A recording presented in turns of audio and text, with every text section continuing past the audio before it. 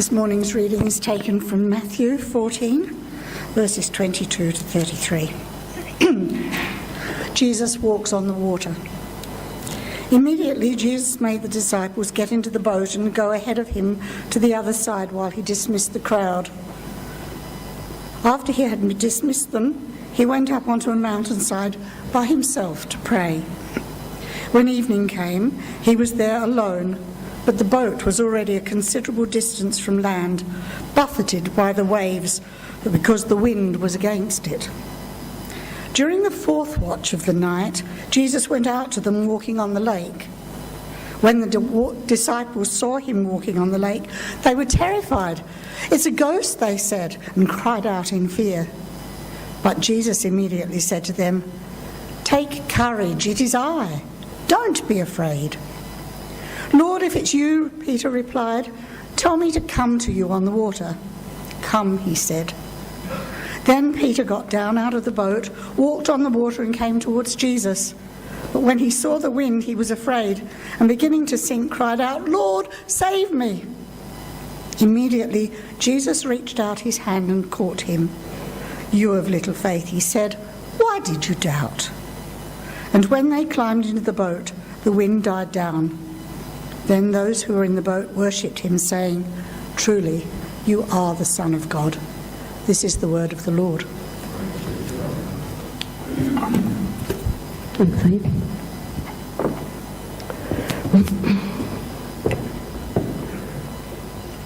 I'm a person that loves stories. Hence the reason why I often tell you stories when I come up here, or poems, or... A bit later on, maybe you would like to say hello to somebody and you would like to tell them about a surprise that God's given you, something unexpected that's happened, maybe just recently, or a few weeks or months ago, maybe even years, but something that stayed in your mind that was unexpected, that you knew was a surprise from God. Because I believe he likes to give us surprises.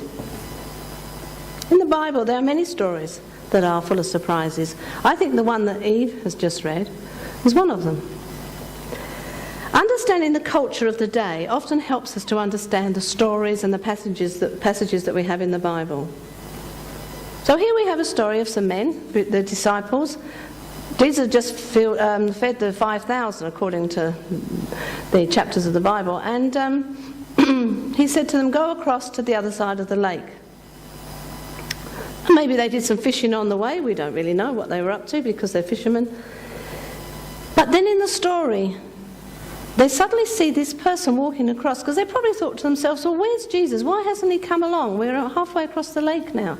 And they see it and it's a ghost. Well, they think it's a ghost. But Peter, he actually realises that it is Jesus. Now, I ask myself, why did he get out of the boat? He knew he'd drown. And the wind was getting up. He's a very interesting character, isn't he, this Peter?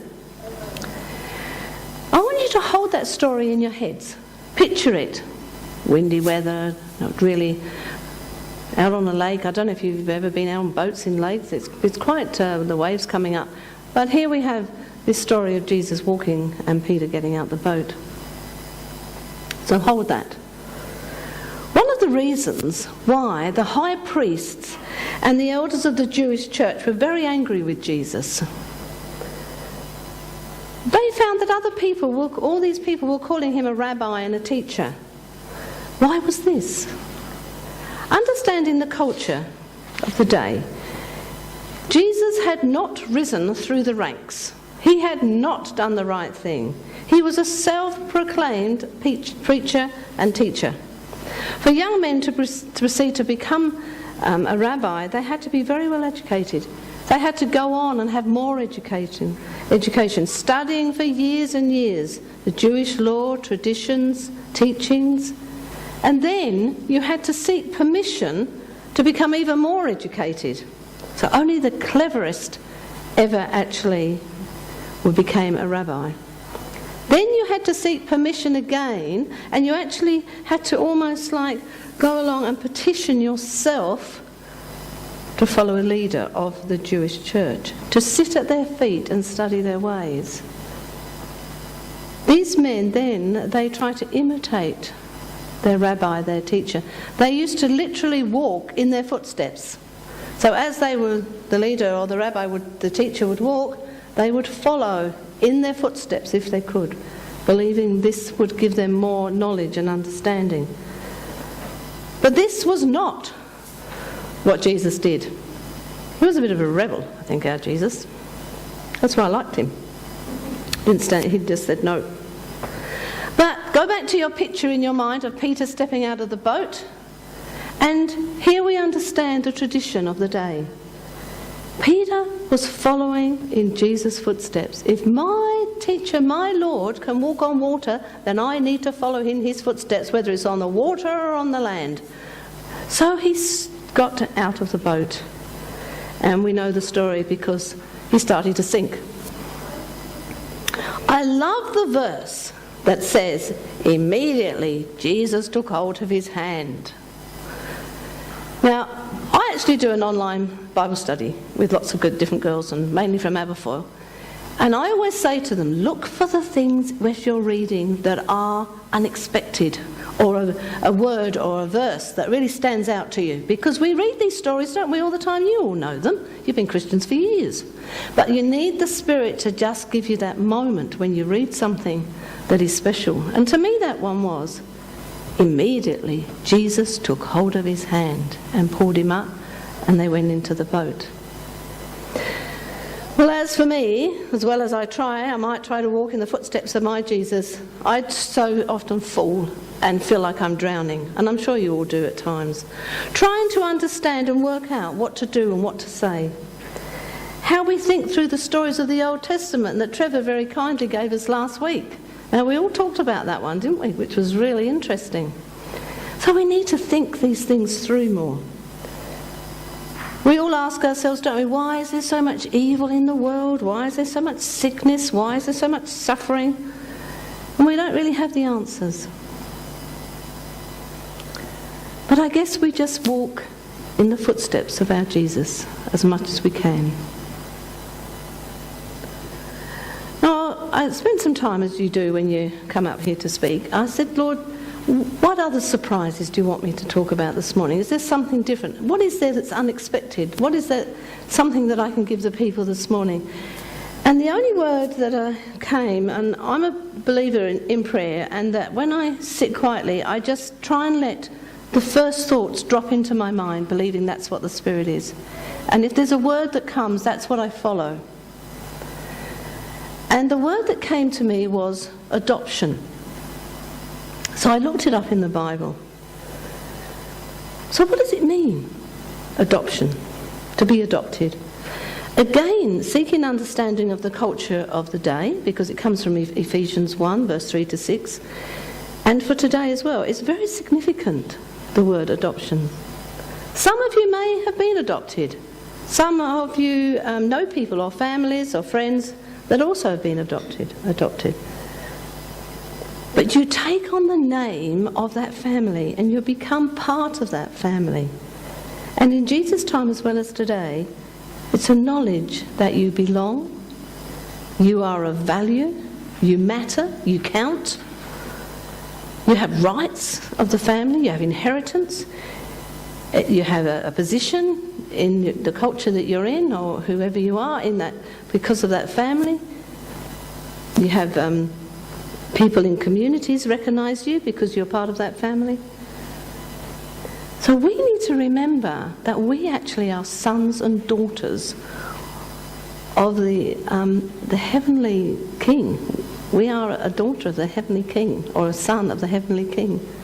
You've actually been adopted. You've been made blameless, you've been chosen, you've been forgiven, you've been saved through the death of Jesus.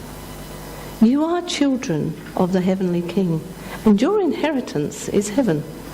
It's too much, I think, for our brains to hold, but sometimes when we get a bit sort of like, oh, I don't know whether I've heard all those stories before, I've heard all about God's love and grace and everything else, we need to remember that for us to be adopted, there had to be the cross.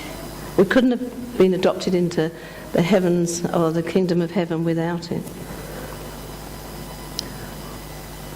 look at the culture of the day to become a leader of the church or a rabbi, you had to study so much and walk in those footsteps of that rabbi, but you had to become sort of like almost obsessed with learning. But we are actually adopted in love. We can walk into the Holy of Holies.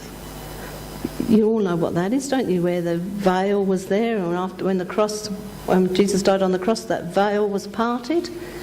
Now, to walk into the Holy of Holies, you had to be a high priest, and you had to have bells around your garments in case you died, because you're in the presence of the Lord, and then they drag you out. But we can walk in. We can just walk in and sit at the feet of Jesus. We don't have to earn brownie points. We don't have to study. We don't have to seek permission. He chose you. He wants you. He's adopted you. So come in, he says. Sit at my feet. Talk with me. Listen, as Susan said. Listen to God. Study little things. You don't have to study a lot in the Bible, just some stories. But ask the Spirit to give you that moment of surprise, because our God is a God of surprises. So now I want you to spend a few minutes and just turn to somebody, walk across the aisle and say good day and how you going? Sound real Australian, aren't I? Good day. And just maybe see how they are, but also share something that's happened to you recently, or as I say in the past, that really was a surprise from God, something unexpected that you can put your finger on. So a couple of minutes, move around, have a chat, and then we'll sing another song.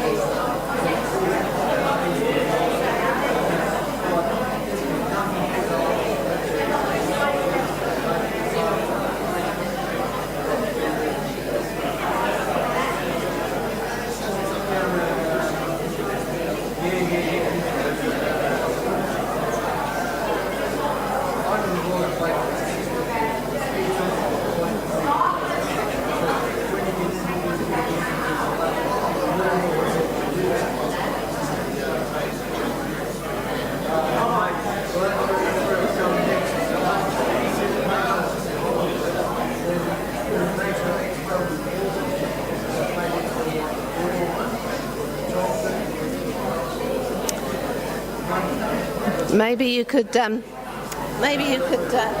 on. Maybe you could continue on and share a surprise outside over coffee. Good day, mate. I'll talk to you afterwards, Sarah. So we're going to sing one more song and then have coffee, and please continue on just sharing something that God's done for you as a surprise or something unexpected. This song is How Great Is Our God.